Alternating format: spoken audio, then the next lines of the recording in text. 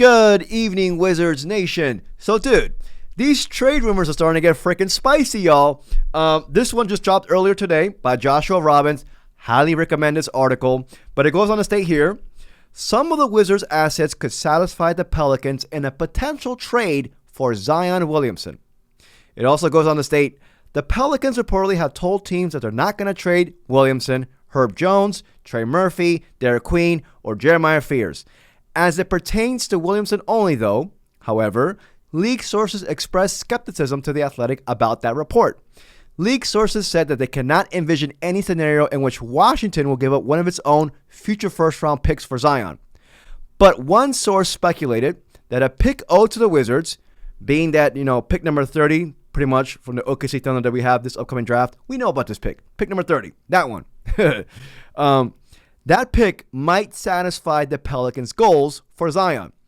To be crystal clear, the Wizards trading for Williamson appears to be only an extreme long shot, but it was mentioned as a possibility by enough league sources that at least should be mentioned here.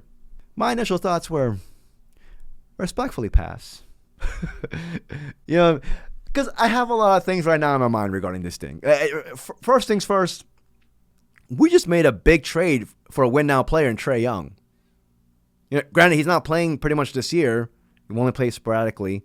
But Trae Young's going to be the win-now player for next season. There's a chance that we even extend Trae Young, depending on how he meshes with the Young Bucks. You know what I mean? Another thing that's going on in my mind right now is just, are we willing to make another huge financial investment? Does Zion fit the culture? Does he fit a need?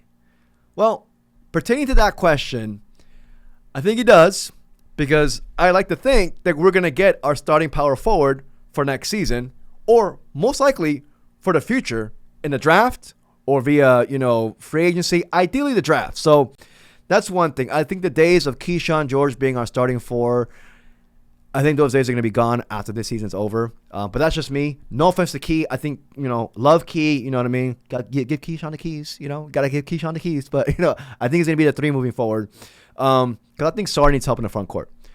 But going back to Zion, though, it's kind of crazy that the guy who Zion was supposed to be in 2019, the most hyped player since LeBron, freaking 6 years later, I'm over here just saying, pass.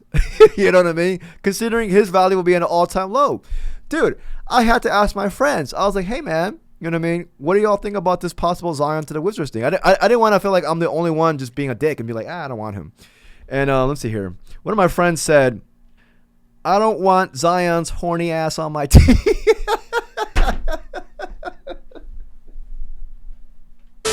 All right, dude. Let's get straight to it. This channel, man, this channel ain't shit. I'm not sponsored by freaking, you know what I mean, BetterHelp. Let's get straight to it. You know what you're thinking about when it comes to Zion. I know what I'm thinking about when it comes to Zion. Do you want Freaky Z here? Do you want him in the DMV? You be the judge of that. Just know your judgment has ramifications to it. You know what I mean? I'm just saying, boy. Oh, Lord. Enough with the freak talk, right? Enough with that. This is a basketball channel. It's not a freaking OnlyFans channel. Joshua Robbins and this article was awesome. I'm going to go through it pretty much this entire video with you guys. There's also another Pelicans player that I actually would be interested in besides Zion. I'm also going to give you the plus and the positives and the negatives regarding a possible Zion trade. But, it is what it is. I'm going to give you my input and then let me know in the comment section what y'all think. If y'all think I'm wrong, eviscerate me. Not like that, you know what I mean? Anyways, if you enjoyed this video, please like and subscribe. I truly appreciate it. So like I said, Joshua Robbins dropped that article, and here's another nugget that I want to share with you guys. He said here, the Wizards have already made a major deal in the trade deadline with the acquisition of former All-Star Trae Young. But team sources and league sources have told The Athletic in recent days that they expect the Wizards to remain active until the deadline arrives on February 5th. Dude, I made a guess about this saying I think we're going to make 1 or 2 more trades. I even made a video about it. I gave y'all suggestions. I'm thinking, and I said in my video previously, I think it was on Saturday, we got to prey on these teams They want to get underneath the cap. Let's use our cap space as our biggest asset in this trade deadline. That's where I'm at. I gave you a list of dudes who might be shipped off by teams who want to get underneath the tax. So I'm thinking that's what might happen here. Basically, another Marcus Smart type trade, which ended up being a huge blessing for us last year. Also, it states here, sources said that the Wizards remain open to absorbing other teams' multi-year contracts if potential trade partners attach sweeteners such as future draft picks or intriguing young players. That is the most likely trade scenario for Washington, league sources said. As one league source said, the Wizards could be a salary, quote-unquote, dumping ground for assets. Dude, fuck it. That should be our freaking nickname for this trade deadline. You know what I mean? We are going to be the wingmen of the trade deadline. If you want some action trade deadline, you better hit us up. You know what I mean? We will make sure you get what you want that night. You know what I mean? Some teams are going to be desperate out there. I just tossed about absorbing bad contracts, attach draft capital to that. They just basically said that. I think that's our clear way. Also, Joshua Robbins did note Marvin Bagley's also still available. Possibly our most prized assets that's, relatively attainable. So I'm just saying, I wouldn't be surprised if Marvin Bagley gets traded, even though I really like Marvin Bagley. I would like him to be here in the future. But that's what reports are saying, dude. But yeah, we're going to be wingmen. If a team wants to get a freaking player, they need contracts to match up, they need a salary dump. Hey, man, we're one call away. We got you. Trust me. We're going to make sure everybody gets theirs on February 5th. Anyways, this is Zion's contract because he is owed, after this year, 2 more years. $42 million and $46 million, all right? So that will be in his age 27 year when his contract is up. Right now, he's 25 years old. Just food for thought. Just keep that in mind. Regarding stats, this year, Zion Williamson is averaging 22.5 points, 5.8 rebounds, has played in 29 games, averaging 30 minutes. We know that the biggest deal with Zion is not his lack of talent, it's his lack of availability. Man last year played 30 games. Before that, 2023, 70 games. You know what I mean? But since before that, 29 games, 61 games, 24 games, missed a full season. You know what I mean? You can be the best player in the world, but if you're not playing, what's the point? What's the point, dude? We've also seen maturity concerns, other type of concerns. You know what I mean? But I go back to the best ability is availability because Trae Young does not fit that mold. Because Trae Young, whether you like him or not, you got to give him this props. He has played less than 60 games just once in his entire 8-year career. Well, granted, this year it will be 2 years that he's played less than 60 games because he's only played 10 games so far this season. So yeah, it'll be 2 in an 8-year career. He's been in deep playoff teams, the Hawks. I don't know, whatever. Zion, however, since 2019, has only played 60 games or more just twice in his career. Man has missed full seasons. Going back to my earlier question, is Zion a culture fit? Well, going back to Trae, and I keep using Trae as a precedent. Trae was definitely a need. We all know we don't have a point guard right now in our roster. Much love to Bob Carrington. As a matter of fact, Bob Carrington lately has been balling. I got to give him his prop. Man has had more than 7 assists in each of his past 4 games. Give props to Bob Carrington. But is he a true natural point guard? No. I think he's more of a combo guard, score first guard, and there's nothing wrong with that. There's nothing wrong with that, but his playmaking ability has been steadily improving. Got to give Bub his props. But are we going to compare that to a dude who's averaging 25 and 10 for his entire career and being Trae Young? Not really. Trae Young is going to improve the games of Alex Sarr, Bilal Coulibaly, amongst pretty much everybody in the entire roster. Also noted, Trae Young, from what we've seen so far, as a leader, has been freaking amazing. We see him time and time again in the Wizards broadcast. I went to the game yesterday. It was very evident. This man is dapping up players. This man seems like a great veteran for these young bucks. You can tell he's re-energized. I kind of feel like Trae Young has that fire where he wants to prove everybody wrong, especially the Hawks. He has that redemption type energy right now. He wants to, show that middle finger to everybody. And I like that. I love that. He's bought in. Does Zion fit that bill, though? Will Zion be that veteran? Will Zion be on the same level as Trae Young, possibly, as a veteran leader in the locker room? I don't know about that. I think that's a huge question mark. Granted, I will admit, our young Bucks, they are young. They're 19 years old. But I think they're more mature than all the rest of these other rosters that have 20 and 19-year-old players on their roster. But that's one question mark. I don't know if he fits that bill, dude. We know what's going on with Zion right now, Freaky Z. We know. We know what's going on with Zion. Not even the freaky stuff. You know what I mean? We're talking about the weight problems, like commitment issues, it seems like. Come on. Like, there is some, baggage there. But at the same time, I will admit that a change of scenery could do Zion wonders. As a matter of fact, I think that's what he needs. Again, this is just my opinion, okay? I could be dead wrong. But I think Zion needs a change of scenery. He can go somewhere, start all over again. You know what I mean? Maybe he can reinvent himself in a new city. You know what I mean? So, granted, we're talking about New Orleans Zion. Who's to say he does come here and DMV Zion freaking lights it up? DMV Zion is, committed, in shape all the time. You know what I mean? There's no health concerns. And while Zion doesn't really fit the mold of a Will Dawkins type guy, especially like mentally, we've seen it, and Joshua Robbins accurately pointed it out in his article. Zion's kind of like the Cam Whitmore. Cam Whitmore, whether we like him or not, I'm a fan of Cam Whitmore.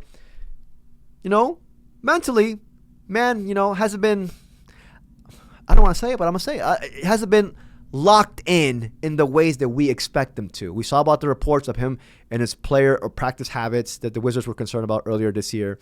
I'm not counting out Cam Whitmore. I'm not. I really like Cam. I want him to be here for long term. But you know what I mean? So the Wizards have bought these type of players before where they were not working out in one situation. They bought low, you know what I mean, considering they look past the overall emotional concerns, and they're just like, no, this dude can be it in our system, in our environment. So, you know what I mean? In some ways, there is some sort of like comparison between Cam Whitmore and Zion Williamson regarding the overall new environment, new player, possibly type thing. Going back to my earlier question, I truly believe that we're going to find our power forward of the future. I've said this multiple times in streams, dude. I think the draft is the way to go. If you think about it, and I said this also multiple times, I don't want to toot my own horn. I ain't shit. You know what I mean? We've said this as well, not just me. If odds are, most likely, we're going to get our power forward of the future in the draft. Because the top players, Boozer, Caleb Wilson, DeBonsa, I'll throw in Jaden Quaitons. Some dudes forget about him. You know what I mean? Quaitons is a guy who can easily slip to 5, move Sar to 4. You know what I mean? Quaitons would be awesome. I love Quaitons here. And he'd be a guy, if we get scored in the draft, I'll definitely target Quaitons. Anyways, those 4 dudes, odds are we're going to land one of those dudes. You know what I mean? Now, granted, if we get number 2 or number 1, it might be Peterson. You know what I mean? Take BPA. The best part about all those 4 guys is that I believe each and every one of them are day one starters in this league. Especially Cam Boozer. We all know he's already NBA ready. As a matter of fact, I feel like we all know this, but he'll be the guy who had the most production as a rookie out of all 4 of those dudes. Now, long-term wise, we don't know yet. We don't know.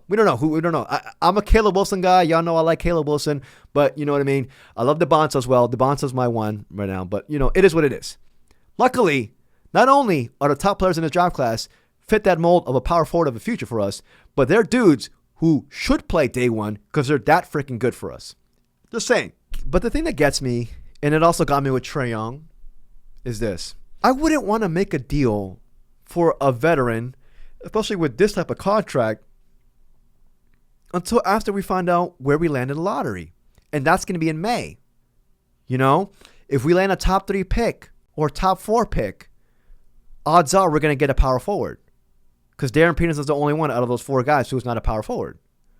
But then what's the point of a Zion Williamson? Then you're thinking to yourself, all right, you know what I mean? Let's see if we get scorned in the draft and we get a Kingston Flemings or Mikael Brown Jr., who are both awesome prospects. Then myself, I will admit this, then I'll be like, all right, let's kick the tires again with Zion. perhaps. Let's see if they're willing to wait. You know, then I can see myself somewhat going after this to see. Okay, maybe perhaps I could get excited. I can definitely see that. Being honest, but the thing is, would the Pelicans would be willing to wait until May? I feel like they would be, because I don't feel like they're that desperate to trade Zion. Whereas the Hawks, they weren't willing to wait until May to get rid of Trae Young, which is a crazy sentence to utter to begin with. But they were that desperate to get his contract off the books. So there was no waiting for us until May. Like, it's either we get him now or we don't get him. So that's my overall analysis of this. Personally, I'd pass. But talk to me again in May. I could see myself convincing, if we get scored, But as of right now, I'd pass. Even though he would be a nice fit next to Alex Sarr. Granted, to be honest with you, I think anybody would be a nice fit next to Alex Sarr. Alex Sarr is a freaking unicorn. A unicorn who's the best rim protector, or besides Wemby, best rim protector in the league. Also a guy who can stretch the floor. A guy who can beat you in a myriad of ways. So, Zion Williamson will help us, especially, low post scoring. It'd be awesome. But that's just my 2 cents, dude. Anyways, lastly, to end this video, another player is actually attainable by the Pelicans that I would be intrigued about. Yves Messi. My bad. I think it's Yves Messi. Yves Messi is a guy who was a rookie last year, a center. In November of last year, Derek Queen's freaking stellar play, him taking the NBA, I thought to myself, is Yves Messi attainable? Seems like the Pelicans got their 5 moving forward, and Derek Queen. Messi has been relegated to the bench mostly. His minutes are down. I was like, could he be possibly attainable? This is a guy who was actually a Rookie of the Month last year. They're even saying this one possible trade right here, who is a really good follow on Twitter. You guys be willing to trade Yves Messi for the OKC Thunder pick that we have, pick number 30. I honestly would be intrigued by this. I think this trade, I would possibly do it. I would possibly do it, dude. You know what I mean? But I also want to see other factors. Now, let's say we get Jaden Quaintance. Is Messi still a need for us or something like that? Perhaps. I don't know. Let's say we extend Marvin Bagley. Is Messi still a need for us? I don't know. Perhaps. We'll see. But this is a guy who I'm keeping my eye on, because I've been keeping my eye on him since November, and turned out to be true that this dude looks like could be moved. And if he is moved, this is the guy I would be targeting from the Pelicans, because he would fit as a backup defensive anchor to Alex Sarr. He can actually even play with Alex Sarr. The guy's a rim protector. You know what I mean? We need one. Another one besides Alex Sarr. So, y'all let me know what y'all think. This is a guy who's also still really young, going into his 3rd year next year. So he hasn't even reached the ceiling yet. So I don't know. Y'all let me know. But that's my overall take on this stuff. Again, if you disagree with anything I said, please let me know in the comments section. Yeah. Hey, these trade rumors are like my soap operas. They're like my novellas, okay? These trade rumors give me life. So if you enjoyed this video, please like and subscribe. I truly appreciate it. Till next video. Peace, y'all.